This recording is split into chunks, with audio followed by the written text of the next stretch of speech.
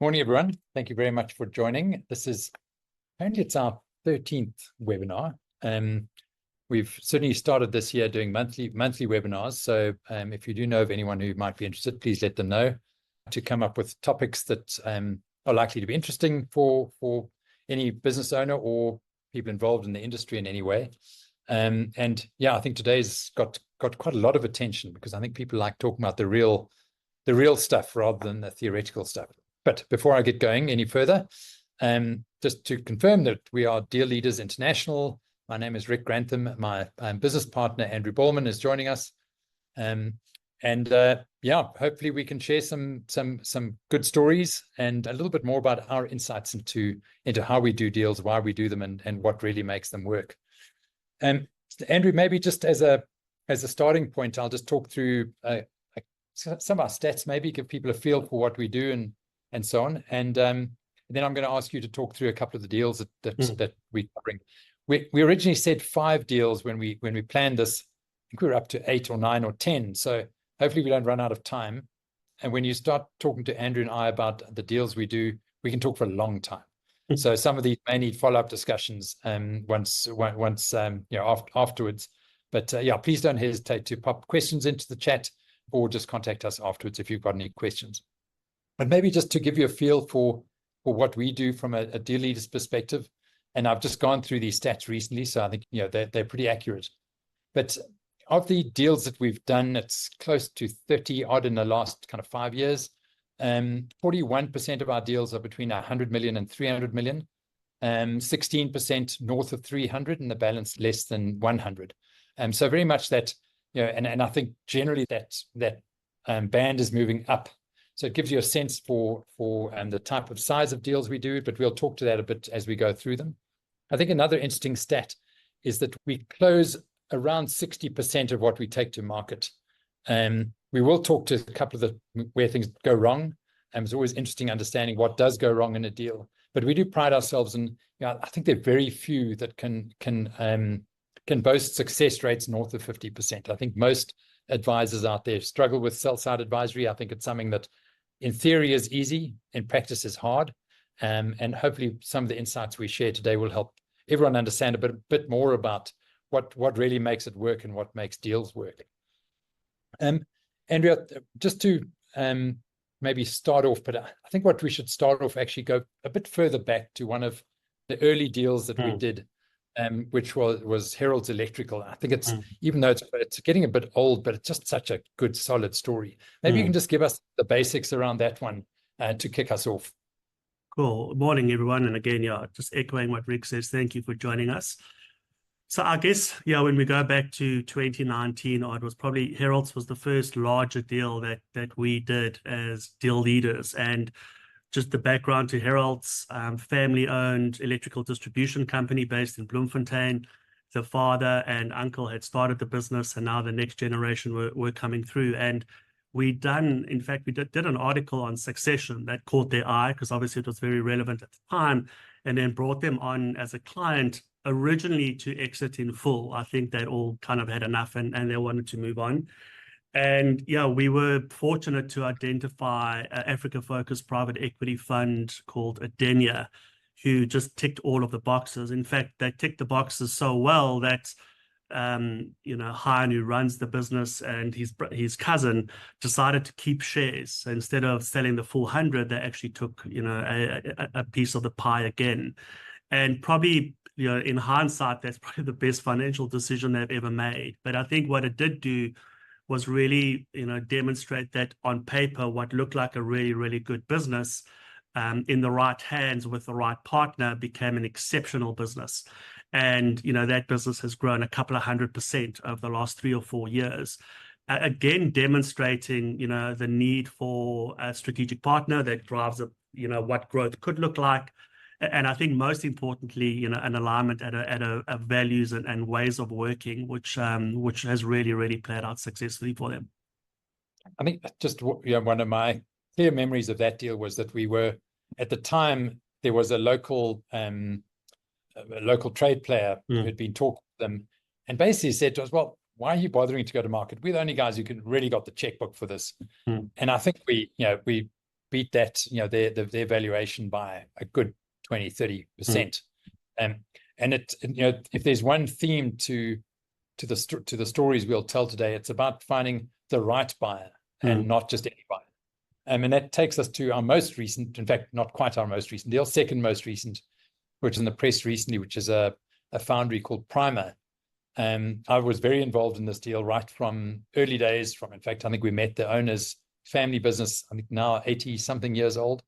And I met them probably 5-6 years ago. And it was, firstly, I suppose the important thing is it often seems like it's going to be an easy journey to sell a business. Because there are players out there, you kind of know the industry. And just firstly getting them through the phase of, okay, it's actually quite hard to sell this business.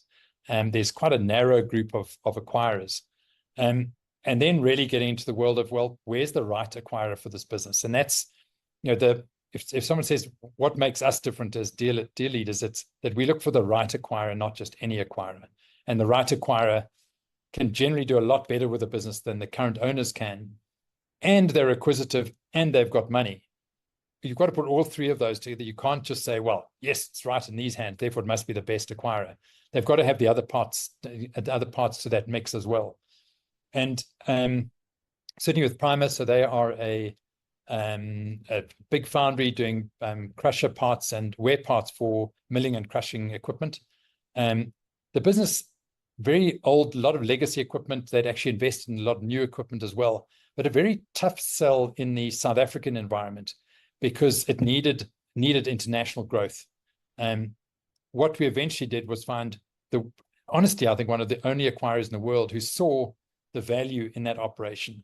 And when I finally met the chairman of ME Elecmetal, who are the acquirers, and this deal was done in September. I met them over kind of a celebratory lunch, and the very first question they said was, "How did you find us?"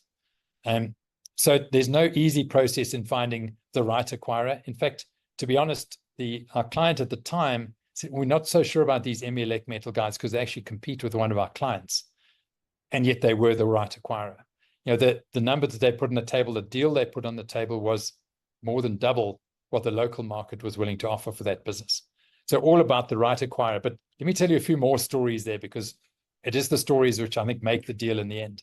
And I think that firstly, probably the toughest part of this was the fact that this was an 80-odd-year-old business, but it had 80 years of acquisitions and property purchases and different strategies, all sitting in a very, very mixed up corporate structure.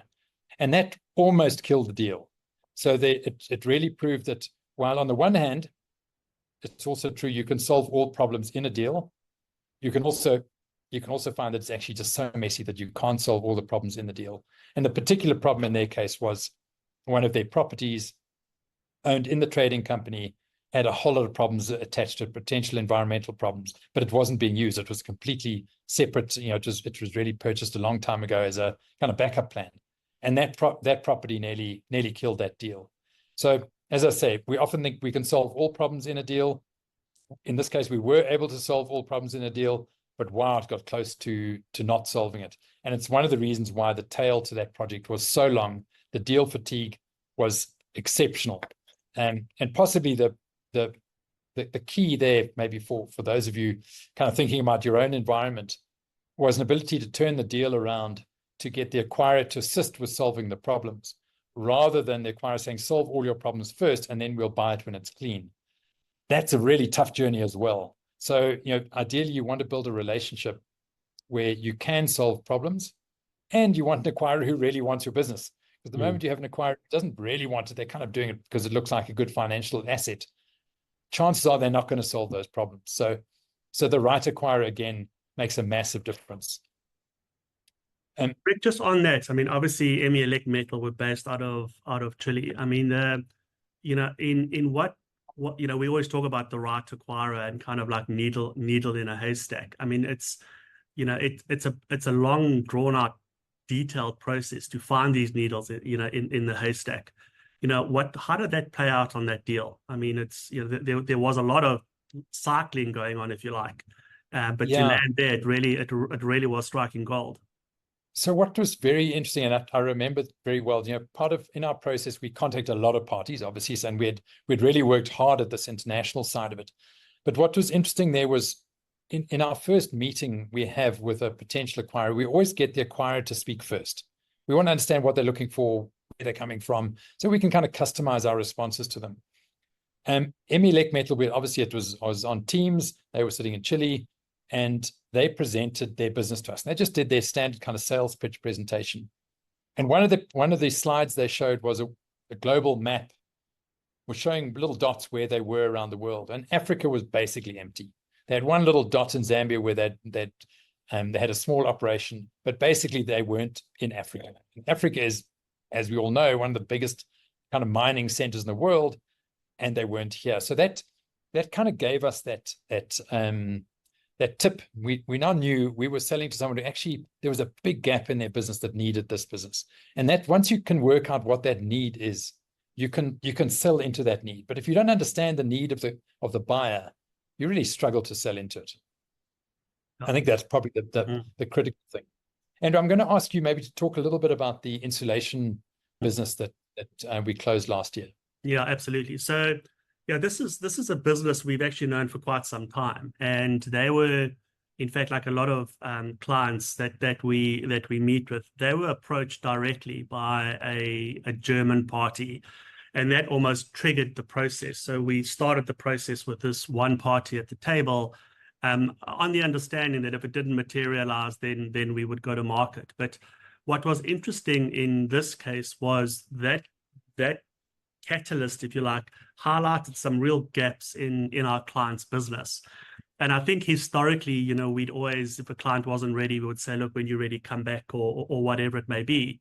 But in this situation, we went back and we essentially identified certain areas that one would assist in a deal getting across the line, and another, ironically, it actually found more profit. And the biggest gap was their financial reporting and the ability to provide accurate management information to give comfort to the acquirer. So we put the process on hold, worked with the clients, with one of our service providers for 6 months, and really got the business due diligence ready, if you like. Ironically, the German party had their own strategic issues that they changed direction on, and we did approach the market, but we approached it from a position of strength now, and we ended up doing a deal with an Austrian company, by way of example. And it's a big learning for us, because a lot of the work that we do, we've got to make sure that the client is ready to stack up in a due diligence. So all the checks we're writing need to be able to be cashed at the business end of the deal. And it was a hugely empowering exercise for the client too. So they went into this situation really confident. So yeah, great learnings, great insights, and we continue to do that with a lot, with some of our clients.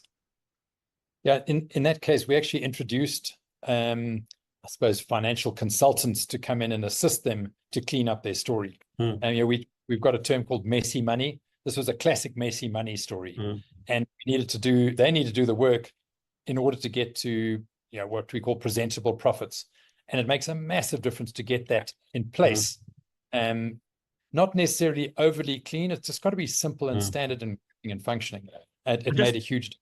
Just one quick note. I think it a lot of business owners, and in this example, it was a classic case where a lot of business owners started their business 20 years ago with an external accountant, and that relationship has remained intact. And that external accountant was still, looking after the business. And in many cases, the business almost outgrows the financial reporting. It doesn't make the financial reporting wrong, but it almost needs to be translated into, more corporate type acquirer focus. So that's also, an important area. And why that worked was we worked with the external accountant as well. I'm just going to run through a couple of others, and where I'm just for everyone to understand, where I mention a name of a company, I'm not going to mention any numbers. If I don't mention the name, I can mention the numbers. So just bear with me. Sometimes we obviously can't. Most of our deals are not disclosable from a numbers perspective. So in each one, I'll decide which way I'm going to go as I talk you through them. But the most recent deal we did was actually, this is talk about a small narrow niche, a company called TerraCore, where they manufacture trays for core samples out of the mining exploration industry. Fascinating business, very much a niche business. And this was a case, 3 shareholders where they really wanted out. And that's what we told the market. But at the same time, one's got to have, from our perspective, a relationship with a buyer where we can say, listen, this is what they want, but if you want to try that, you can, but I would be careful around this, this, and this. And this, we knew the acquirer fairly well, Growth Capital Partners. We spoke to them about it, and they said, listen, we just feel we want these guys involved, but they made it really, really attractive to the sellers to stay involved. So the sellers have maintained a share. In fact, the acquirer, who's an investment holding company, brought in a couple of individuals from the industry as well. So they've now got this business which is positioned from a shareholder perspective to really take on the world. I mean, they've got such powerful shareholding in that the new grouping. The three exiting shareholders have kept a small stake each, and the other guys are in as new shareholders. And I reckon that business has got growth ahead of it like we've never seen before, given the quality of that deal. And yes, as I say, the shareholders have stayed in. Another interesting one was an underground mining exploration business. We sold it to a mining services business. I'm not going to go into detail on that one, but very much one acquirer out there. Not a lot of people wanting to go into hard work, underground, lots of employees, lots of hard work. People generally see higher numbers of employees as, particularly when I think I've often mentioned this, when your revenue per employee goes below R1 million, to me, that's a little bit of a warning sign. This was one of those cases, and yet still there was an acquirer out there. The difficulty here was they were retaining, that it was basically a 51% sale, but the acquirer wanted to put debt into the business. And that's very, very difficult, putting debt in order to pull off the deal while not really looking after the acquirer, the shareholders that remain behind. And that added, probably a year to the negotiations. We had a number of failures on that journey. At many points, didn't think we would sell it to that particular acquirer, but eventually getting parties to work together, a lot of rounds with a lot of lawyers, and the deal was able to happen. So yeah, it probably didn't look that likely for quite a while. Just another interesting one was an e-commerce business.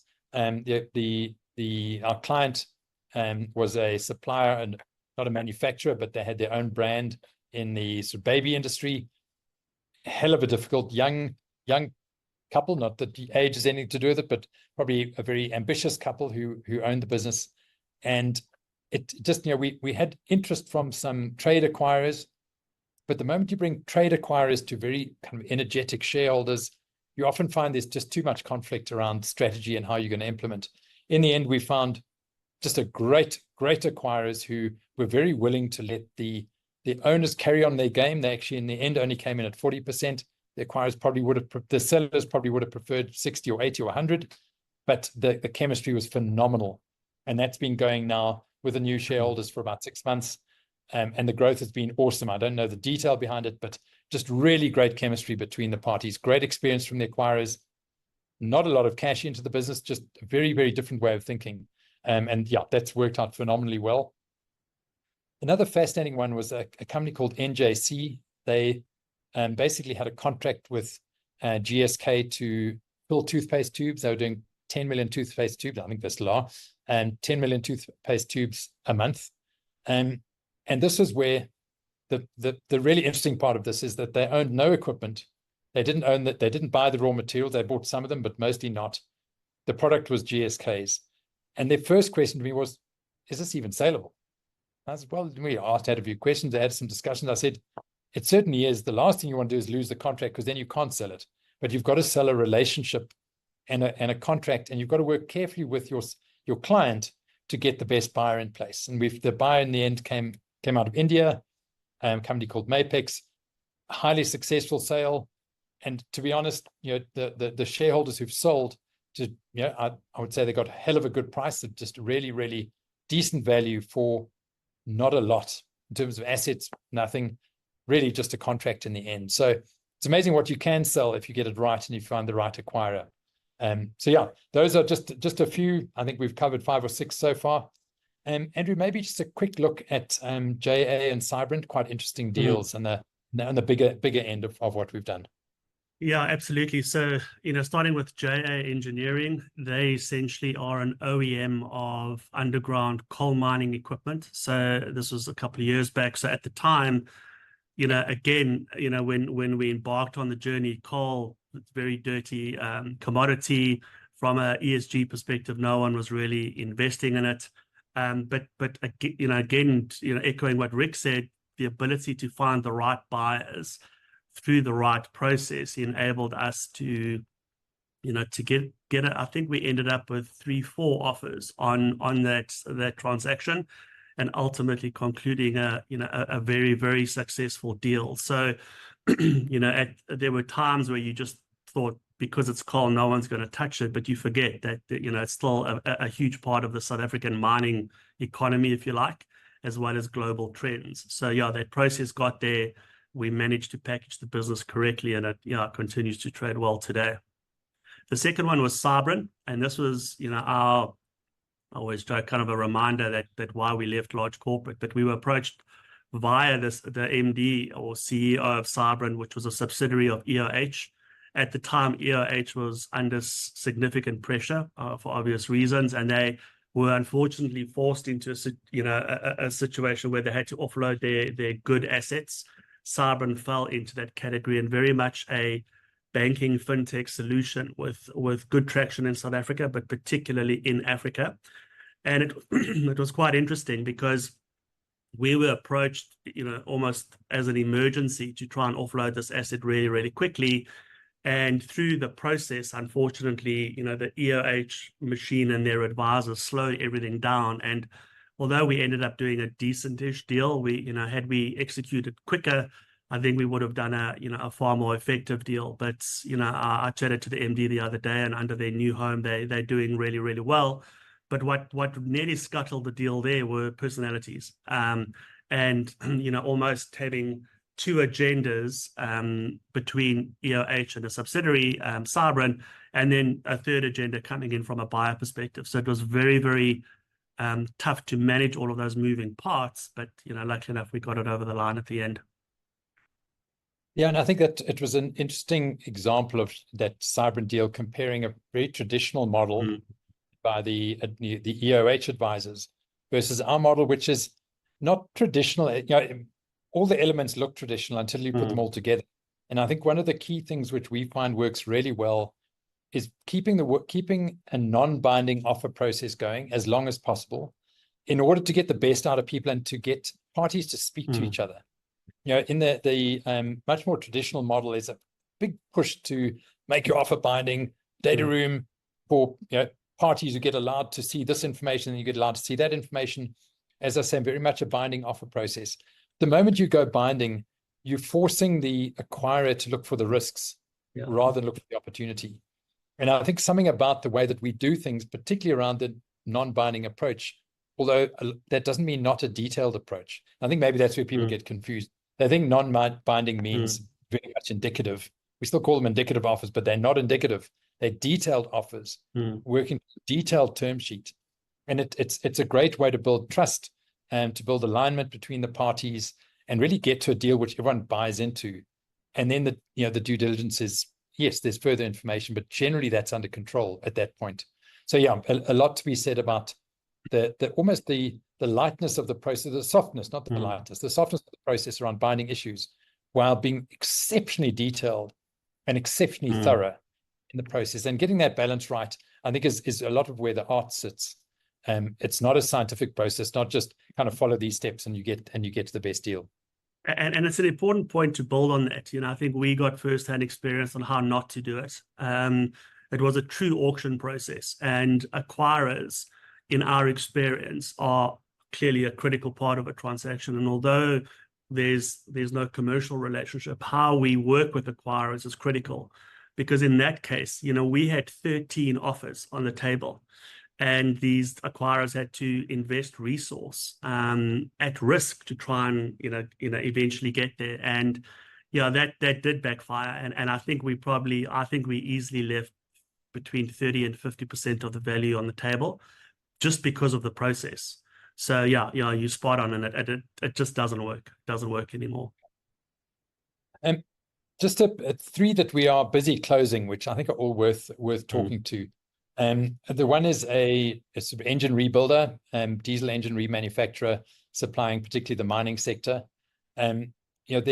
What's probably most interesting with that is that we met these guys a number of years ago. We went through a sale process. We got a party that needed a lot of debt in the business. It just was never going to work. So we held back from that, and we went to market again less than a year ago. And what was great about the process, though, was in doing that, we gave the owners time to tidy up. Again, messy money going to presentable profits. They tidied up their role in the business. They pushed a lot of decisions one level down, so they became much more strategic, much less that day-to-day involved. And their profits just rocketed from that point. So for those in the audience who maybe have businesses that are a bit too raw, it doesn't take a lot to start tidying those things up. And come and talk to us if you want to, because there's a great story that we could even introduce you to the guys to talk about how they went from that kind of messy place. And I think at the time, and this is why I'm not mentioning a name here, from maybe 12 million of EBITDA, they're now very close to 40 in a matter of 3 years. And there was just firstly, they actually, maybe I shouldn't be saying this so bluntly, but it's a reality that they didn't focus on the other stuff. They didn't focus on BEE, for example, which now they've actually got through a great transaction. They're going to be a 51% black-owned company. But they didn't focus there. They focused on doing great work. They focused on their roles in the business so that they pushed decision-making down. And they focused on quality, and also shifted their focus away from very small deals to much bigger machines, much better margins, more spares, et cetera, and they really just focus on profitability, and an incredibly clean deal as a result. We've had very little issues come out of their due diligence. The transaction should close literally in the next week or so. And maybe the other one, Andrew, you could just talk to the mining support vehicle guys. Yeah. Again, a really incredible business that they do some bespoke engineering again for the mining side of the business. But I do think that what is important is we actually inherited this client from another broker, who obviously had taken them to market. So that often that can happen. And lucky enough, we managed to run a proper process, and we ended up in an incredible place with an incredible buyer and an incredible offer. And through the process, we had a trade play at the table. We had this strategic financial investor at the table, and through the process and the work we've done with the client, we essentially got one offer came in at about 225 million, and the other came in at 450 million. So, you've essentially got double the value with the right strategic partner, but at the same time, almost gave the client faith that, working with the right advisor, you could eventually get there. And we actually on the back end of a very successful due diligence, and we're hoping to also close in the next couple of weeks. But a really, really good process, and hopefully a happy client at the end. And I think a key thing there, which I think people aren't aware of, is if you get it right, and just also answers a question I've just received on the Q&A about what processes do you implement to ensure that DDs are thorough and effective, is that when you get the process right, your offers come in right. It's not like you get all these lowball offers, and you've got to go and negotiate them all up to get to the end. And we used to actually pride ourselves on uplift. We'd get an offer and then we'd lift it up. We're actually in a world now where we get great offers. And if anything, we focus much more on structure and the detail behind the deal, because the valuation is there, the value is right. And that's a great part of getting a deal process right, that it's not down to the big arm wrestle at the end.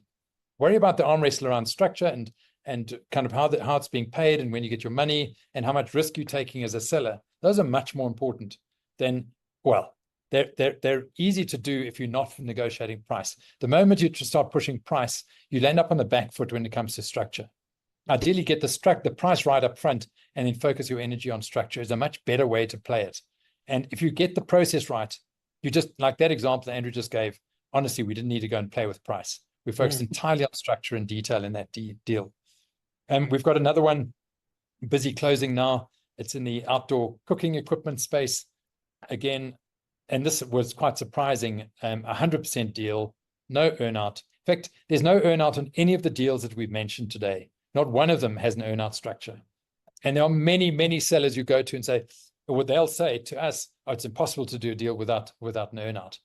I promise you it's possible to do deals without earn-outs. We have, as I say, none of the ones we've mentioned have an earn-out element to them.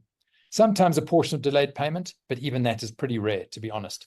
But yeah, this outdoor cooking equipment, very much 100%, just a 3-year employment contract, and quite heavy warranties. And warranties are probably the stickiest part of every deal that we do, comes into the warranty part of it. I just want to talk to, this is obviously tough for us to do, so just bear with me here, but 2 deals that haven't gone well in the last year. I'll talk to the first, and Andrew can pick up in the second. First one was an electrical consulting business, a bit of manufacturing in there, a lot of work in the mining sector. And it was just a phenomenal deal with a big international mining house, or mining services company rather, not a mining house. And because the decisions get made far away, they were quite happy to go through the DD. They were almost done with the DD, and we literally get a 4-line email from head office, 3 board levels away. There's been a strategic decision at head office to not do the deals in this sector because we're going to focus in this sector. Oof, like a little puff of smoke, and that's all you get. It's incredibly frustrating, which is why one always needs a backup plan. You need to be talking to more than one party. And unfortunately, it does happen. So probably the biggest learning in that particular case was keep running your business. Keep running your business, keep focused on the important stuff in your business, because things can go wrong. They don't always, but they certainly can. Andrew, just the other one that's also been a shot to the gut for us. So this, our client is in the automotive aftermarket equipment side of or industry. And yeah, we literally walked the journey, went through competition commission, and we're just about there to complete. And their numbers, unfortunately, took a bit of a dive. And it's probably the one example where, as Rick mentioned, we typically steer away from earnouts. In a situation like that, an earnout could be an option based on the recovery of that business. Our client said no, they rather want to take a step back, focus to get their numbers right. Obviously, as hopefully the automotive industry recovers.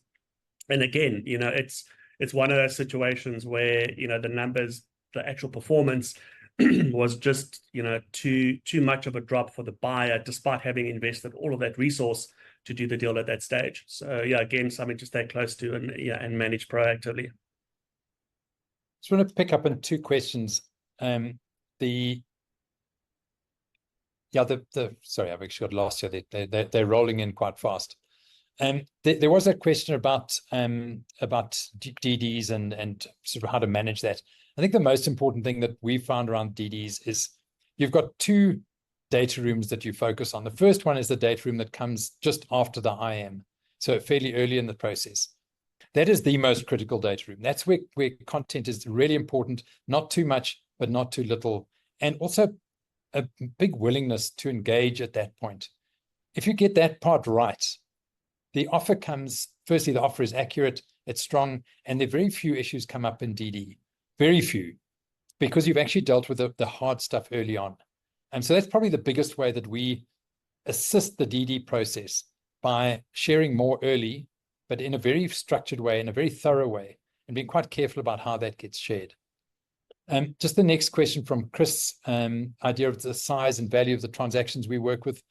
Typically, we believe the bottom end of our market is around the 15 to 20 million EBITDA range. That puts you typically just somewhere between the 60 to 100 million rand enterprise value. And the reason for that bottom end is to attract quality acquirers, you need a quality bottom line. It doesn't always apply in things like tech businesses. You can go lower than that. But generally, we want to be in that space, particularly because we know we can attract good acquirers. You go smaller than that, and unfortunately, the acquirer universe just isn't that good. And you do a lot of work and you find a lot of deals falling over because you haven't got the right quality. And you also get into that world where you, I'm sure you've all heard this term, too big for the small guy and too small for the big guy, is a very messy space. So the guys who are doing less than that, we would encourage them to get onto a growth plan and get themselves there before they chase the exit, because they're going to have a much more successful exit at that point. I've got a very interesting one from someone anonymous here. saying there are so many advisors doing the same as you guys. It's challenging to choose the right one. I can assure you there are not many advisors doing what we do. If you write out our process on a piece of paper, yes, it probably looks like someone else. I don't believe there's anyone doing this kind of success rates we are. It's all about thoroughness in the process. It's absolute thoroughness at every single step that makes these deals work. And you can ask any of our previous clients about that. It really is a thoroughness and a knowledge about what you do.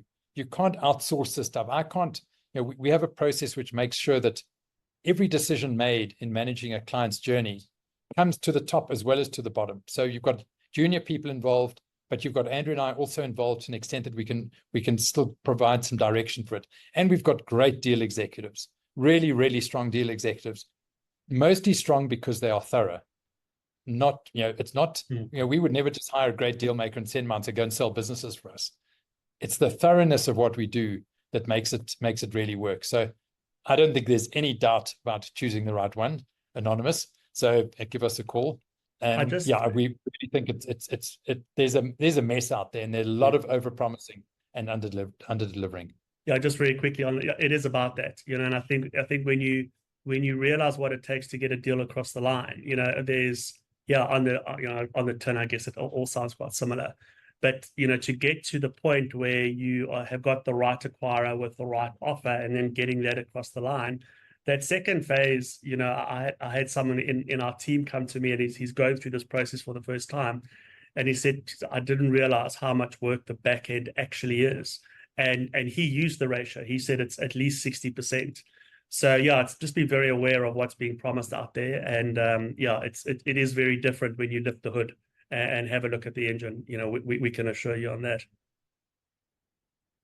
Yeah, just to we're actually out of time, but I think that we seem to be getting a lot of questions and a lot of interaction. So we're going to carry on a bit, particularly because I'd like to talk about just the insights around warranties, due diligence, deal structure, avoiding earnouts, and the importance of a term sheet and clear deal terms. So maybe, Andrew, you can kick off on warranties, just a little bit of background, because it's always a sticky issue. Yeah, it's quite interesting because when you go through this process, there's a couple of roadblocks that are presented along the way, and definitely one of the most material elements is this warranty schedule, and what the warranty schedule accompanies the share purchase agreement, and that's really giving the acquirer comfort and the seller carrying a whole lot of risk, at face value. The irony is that if you took any business owner today, you carry those warranties yourself now anyway. And remember, when somebody does a due diligence, they can't check every single detail from the last 20 years. They just want comfort that what they're buying is going to stack up, and if anything comes out of the woodwork, they are going to be protected. So, I think contextually it's really, really important. And I think for most business owners, the sooner you can get an idea of what these warranty schedules look like, the better. But we've got to, differentiate. A warranty schedule is not guaranteeing future performance. It's around what's in the past is in the past, and giving them protection. But it can derail, and I think the way that you work through it, the way that you prepared for it, is a very, very important step to not allow that to kind of throw baby out with the bathwater.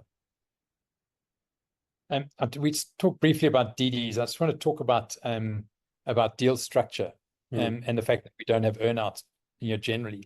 I think the most important part about avoiding earnouts is firstly just accurate data and realistic forecasts.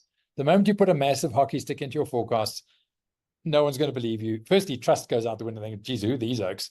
And then there's going to be this question, well, I can't pay for that future because I don't know if it's going to happen.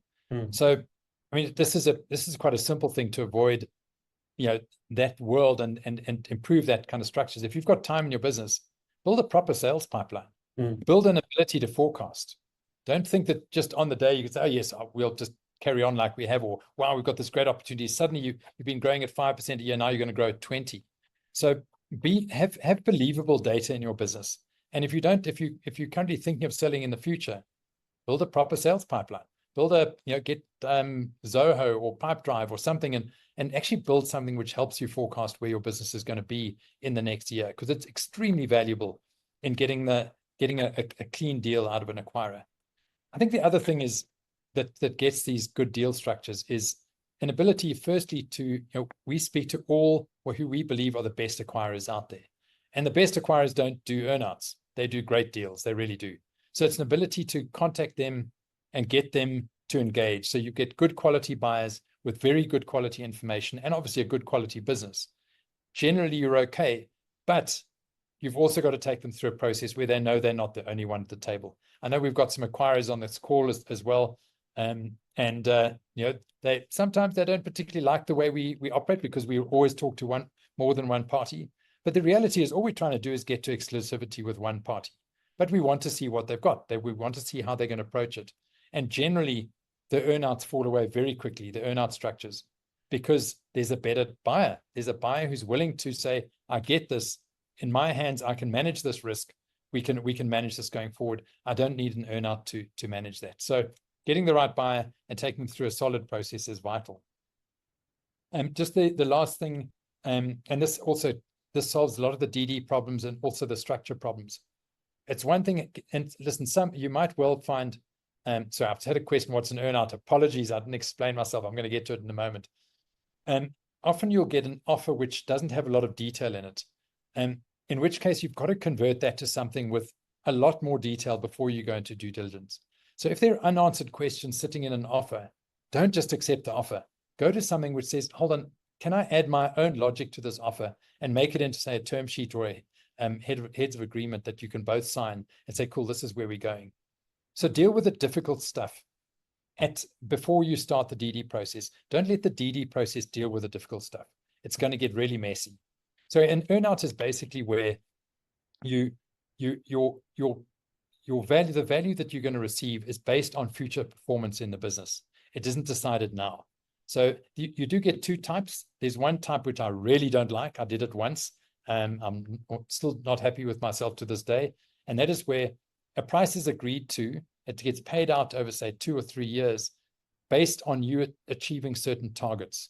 And then, so in my particular case, back in 2013, a third was paid today, a third in 12 months, and a third in 24 months, assuming the company hit those targets.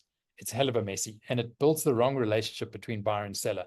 And that's really what the downside is. Forget about, geez, you could miss your earnout, miss the target, and not get your money, but it often damages the relationship.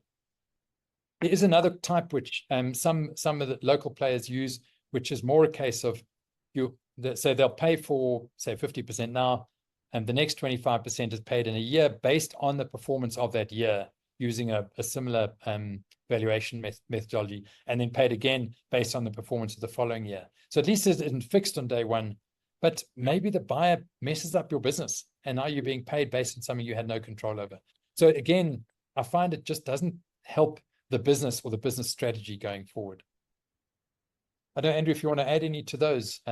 Yeah, look, and I think an important step for any business owner on the call is, to get a successful deal across the line, you've got to look at yourself as an individual, and you've got to look at the business, because there's two sets of requirements. And I think, to Rick's point, the more you can deal with upfront before going into a due diligence, generally the more successful this deal is going to be. And yeah, that clarity is key. And yeah, we still maintain, I think often there's this perception that, these types of deals can be overly complex and the like. So simply you can keep it, the better. And I think, we managed to get that right most of the time. But like Rick said earlier as well, it's with the right types of buyers and going in with the right context and providing the right level of work and detail. So yeah, I mean, it's there is a place for an earnout type structure, but as much as possible, as long as that aligns to what your non-negotiables and requirements are, then the strategy is the right one. Well, I think about to wrap up, there is a question here about how does one go about selling a small mom and pop type business. It's a tricky one, hey, because I don't believe that any of the services out there are very good at providing that the real support that you need. So my first answer is, have you considered making that mom and pop business into a proper sustainable business? And I don't know quite what the difference would be, but building, treating the business more professionally, perhaps, to look at it in a different context, maybe getting in a growth consultant, something like that, to help you view it differently, you're more than welcome to give me a call. Happy to jump on a call and give you some direction on that. I think that the biggest risk with selling a small business is the quality of acquirers. You get a lot of buyers who, and probably the majority of buyers, are often looking for small broken businesses that they can buy for cheap and build through their own skill set. That's not a great acquirer for you. It's great for the business because it's probably going to deliver great growth, but for you, the seller, it's not ideal. So how do you find a buyer willing to pay decent value, not necessarily even premium, just decent value, and give you a clean exit and not pass all the risk to you, which is what earnouts do, is that passes the risk, the deal risk, onto the seller. There are ways, always worth giving me a call or giving me some information in an email, and I can direct you. It might be, we do get a lot of approaches from buyers for small businesses, and sometimes we're able to make introductions like that. So very happy that you share information with me. Let me see if I can give you, or Andrew can give you, some direction on it. So yes, always open to have conversations and see if we can support you. But when it comes to putting the amount of work we put into deals, it generally doesn't make sense for a smaller business. And someone did ask about costs earlier in one of the questions. It's a difficult one because we do customize our costs to a fair extent. But just to put it out there as our, let me call it, standard product before various forms of negotiation, there's basically a fee for the initial engagement, which we call a valuation plus. It's a engagement around the numbers.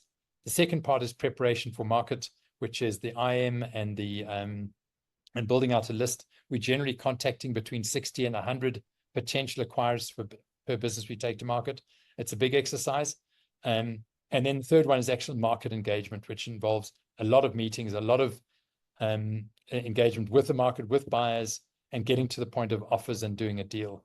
Each of those three areas is typically charged at 200,000 Rand a piece, with a commission success fee at the back end, which goes anywhere. Well, I'd say it starts at 5%, and we open to discussions from there. But for our kind of the mid-market businesses, it's generally a 5% commission on the back end. There are all sorts of other bits and pieces we need to talk about. I've gone away from here. We used to kind of keep it all a secret. There's no point keeping it a secret. We do a huge amount of work for, and we really believe it's all covered by the value that we bring.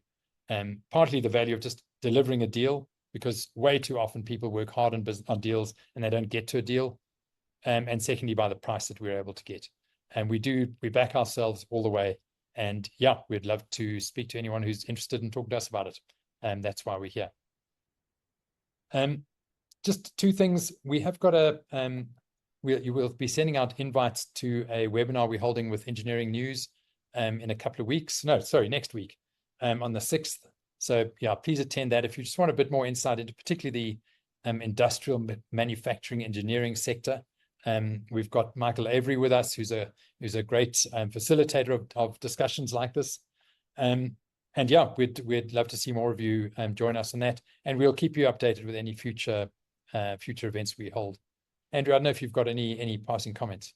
Yeah, just that there's one more question that's just come through that I wanted to answer. Yeah, Derek just said that he wants to exit in 2 to 3 years. Is there what is the process, and could hand holding be the right approach? And I think the answer is yes. I think we as I mentioned earlier with that installation company, we do prefer to get to our clients sooner rather than later, and understand what the roadmap needs to look for, because there's some clear criteria that drive value, and that can be a little bit different to what a good business looks like. And it sounds counterintuitive, but it's part of the journey and part of the, I suppose, the advisory work that we do with clients. So very happy to have a conversation around that, because if you do it right, it'll have a material impact on the ultimate value of your business. And yeah, it'll allow you to go into an exit process, probably eyes wide open and well prepared, versus going to market and then only realizing what does and doesn't impact the value of the business. Yeah, so Derek, please give us a shot. We'll talk you through kind of how that works and what that approach is. And then for Oliver, any industries we don't work for, certainly mines. So we do a lot of mining services businesses, but not mines themselves. Other thing which our process doesn't work that well for is property related businesses. I think there are people who are better at property deals than we are. But as a result, that tends to exclude things like hospitality, where property is a big part of the value of the business. So yeah, where values are driven by property prices rather than business value, it's not really our strength. And then pure agriculture, pure farming wouldn't be a space that we'd go into, but agri-processing and other elements of it. And Oliver, I think you're involved in a business that I don't think would be called farming, but I know it involves growing things. So we can talk about that later, and pick on that a bit further. Guys, I think we're very much out of time. Thank you for those who've stayed on. I think most of you have actually. Really appreciate your time. And guys, we're open to any discussions. We obviously like showing off and talking about our big deals and all that kind of thing, but we're here to talk. We're here to help people with business owners looking to exit. And we will help in any way we can. We are honestly genuine about that. We love doing what we're doing. We learn a lot, and we're very open to share those learnings with whoever wants to listen. Good. Yeah. Thank you, everybody. Thank you for your time. And yeah, like Rick said, we're here and very happy to have a cup of coffee over any discussion. So yeah, all the very best, and thank you again. Thanks all. Cheers. Thank you. Bye-bye.